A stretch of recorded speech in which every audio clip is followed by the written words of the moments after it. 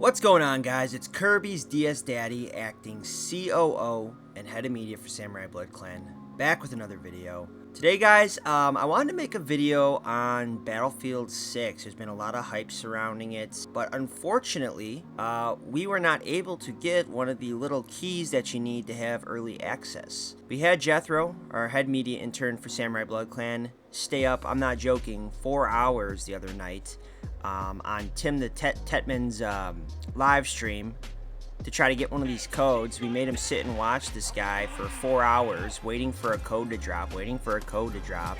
It didn't happen. I mean, it's pathetic. We felt like literal peasants begging for a scrap of food, basically. So yeah, guys, now I'm stuck playing Roblox Battlefield because we got snubbed from this code. So really the only alternative we have to go and give you our thoughts on Battlefield 6 is by watching other people play it. So we're going to be reacting to some Battlefield 6 popular clips. Hey, enjoy the Roblox Battlefield gameplay, I guess. Well, I have to watch other people have fun on Battlefield. And yeah, guys, let's get right into it.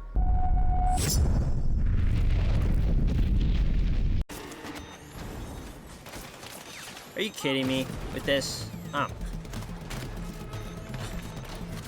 Dominating. See a noob. I don't know what to say about this clip. This guy wants to get flashy and use the defibrillator, which is, if you guys don't know, this item is used to revive players in Battlefield. I think this highlight really shows how unrealistic this game is. Are you going to see someone in a real-world combat scenario using defibrillators to defend their allies and take down enemies? No, you're not going to see a medic in the battlefields of Afghanistan going out there with defibrillators and just dropping people. And this is a testament to why I believe Call of Duty is more realistic than Battlefield. You don't see this sort of stuff happening in Call of Duty.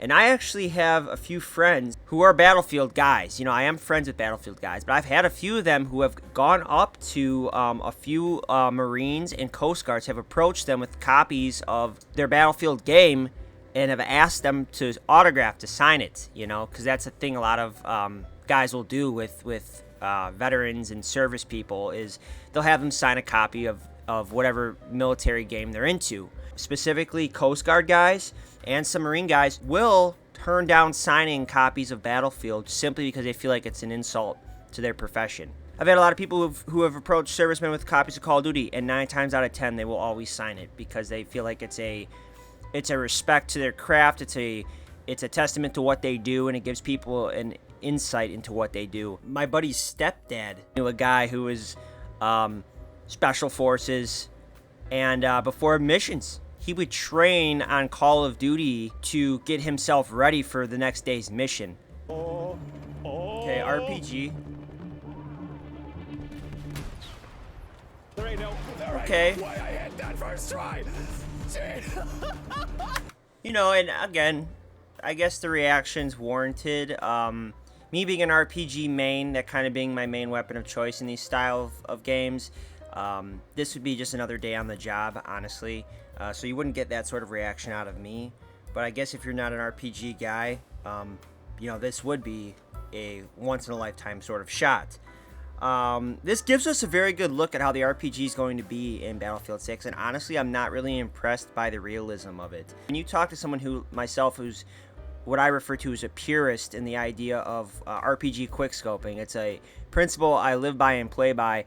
The speed and ADS is just not there for what I'd like to see for RPG quickscoping. He fires it here. You can already see it sort of taking an arc here, right? A little low for a rocket, something that's propelled by jet-like fuel, to start arcing already. His displacement from where the plane is to where his reticle is grossly off, right? Mathematically speaking, you're talking about a roughly 2-inch gap in placement. What he's expecting is from the moment he fires his rocket here, this plane is going to cover 2 inches in distance, right? And I don't know what that equates to in feet or... You can see just by where it's at, why would it fly diagonal? I would expect it to stay on this course. You know, and that leads me to my other question. If this were a pilot worth his weight in gold here, He sees that rocket coming, right? Why does he choose to keep flying right into it? Why wouldn't he go this way? Why wouldn't he go this way? Why wouldn't he fly this way? Like, he's got so many other options. I mean, is this pilot a moth? Is he heading towards the light of the rocket? And I think this goes to show the difference in pilots from Battlefield to Call of Duty. Okay. Shotgun highlights don't ever really impress me. Why?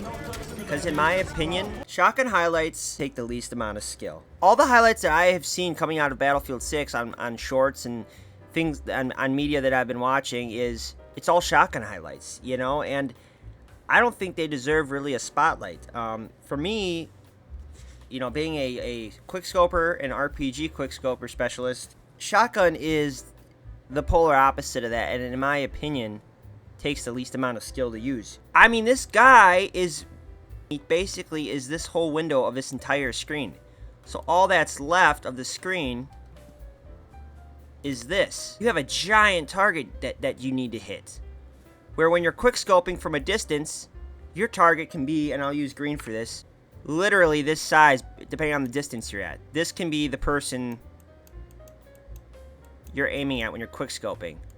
And the rest of the screen, I mean, talk about a difference, you know?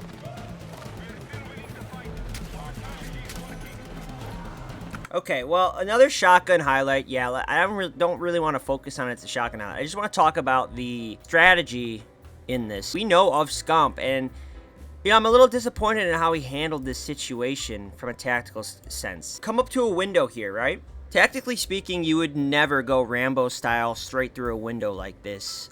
Why? Because you don't know who's lurking in here. You don't know who's in right here behind this wall. You don't know if there's an enemy right here. You know, you don't know if there's someone waiting here.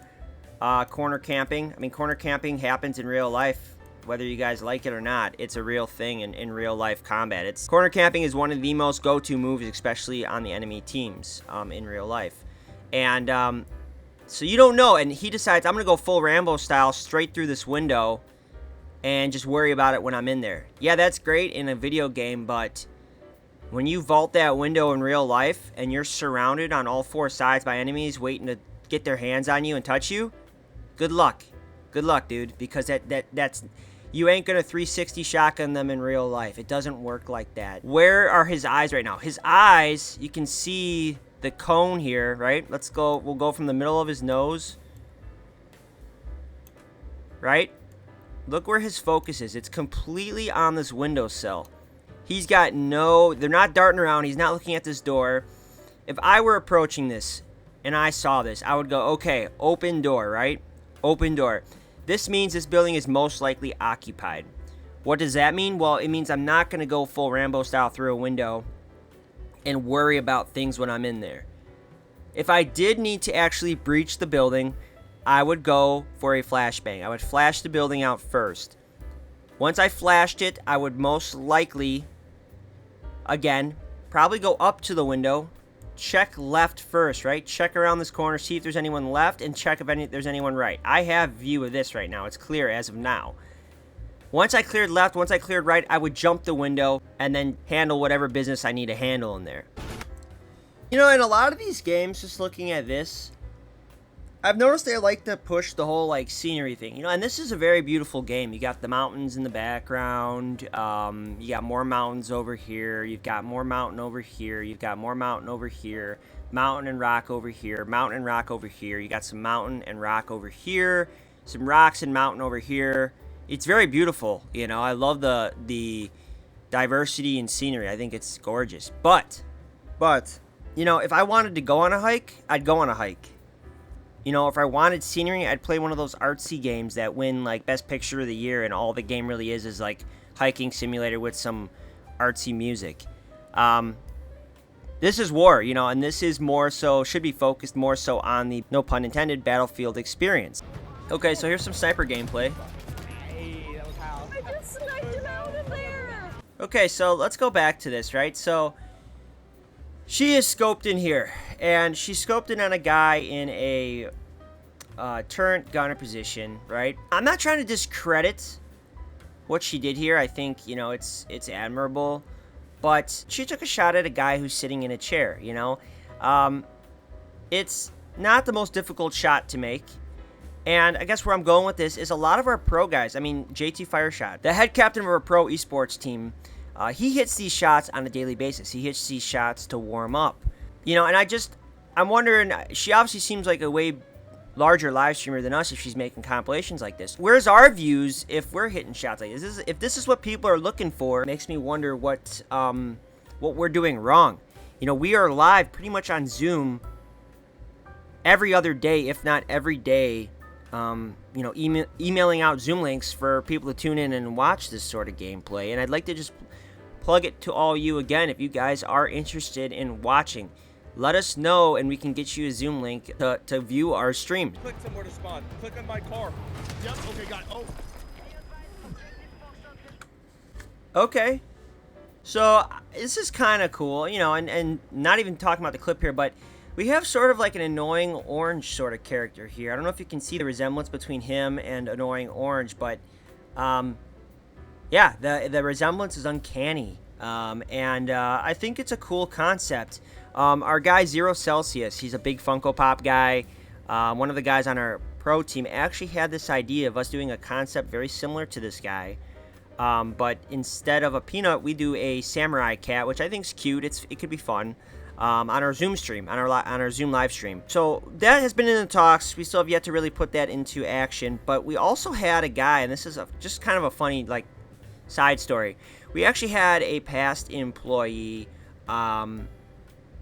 who had an idea similar to Zero Celsius and this peanut guy's idea. Instead of doing like a peanut or a funny cat, he wanted to actually steal the identities of real streamers and people and actually transpose their faces on whoever's would be doing our live stream. Kind of creepy, kind of weird, not gonna lie. Was a little bit creeped out by that, and we just sort of would laugh it off and say, yeah, you know, we're working on it, like to try to, because he was kind of a psycho, I'm not gonna lie.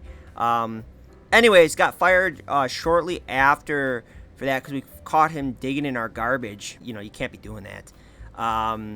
And I ended up finding out later on from his brother, who's a good friend with Zero Celsius. He actually ended up getting into some legal issues. I guess he got caught shoplifting a pair of DC shoes that he had been wanting, and he ended up trying to just steal them. He shoved them up his shirt and tried kind of walking out of the store casually. Ended up getting caught and arrested for that.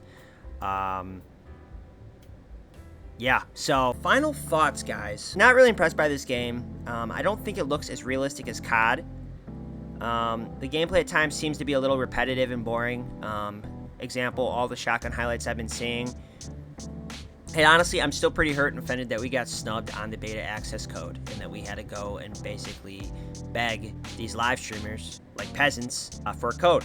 No brand deals, and I think that says a lot for Battlefield 6 and the corporate hype around it. You would expect to see some brands at least wanting to collab with them, you know, like Fortnite's got Naruto skins. Call of Duty's got skins from Fallout. I mean, it's crazy. And again, side note, feel free to check out my Fallout videos where I review the Fallout skins. I'll link them up right here. And my last thought, there is going to be a Battle Royale game mode in this game. I'm going to be totally clear and honest. I want this to be put out there. And this is a message to the player base. This is a message to the devs for Battlefield. If there is no artist-based event, i.e. equivalent to the Travis Scott Fortnite event, something artist-based, like a Drake concert, I'm out. It's that plain and simple. I'm out. To me, that's the only thing that can really save this game. And if they're not even willing to give that a thought, I'm sorry, guys. I'm out. You guys can enjoy playing with each other's shotguns in the buildings, but I'm out. You're not going to get me out of bed for camp in a building and use Shotgun Simulator. I'm sorry. But anyways, guys, these are my thoughts on the game. I'd like to know what you guys have to say, what you guys think about this beta. Let me know in the comment section what you guys have to say. Guys, please remember to like and subscribe. It goes a long way with the channel, and all of your likes and subscribes mean a lot to us. Remember to follow us on our socials. And guys, with that, this is Kirby's DS Daddy acting COO and head of media for Samurai Blood Clan, signing out. Thanks, guys.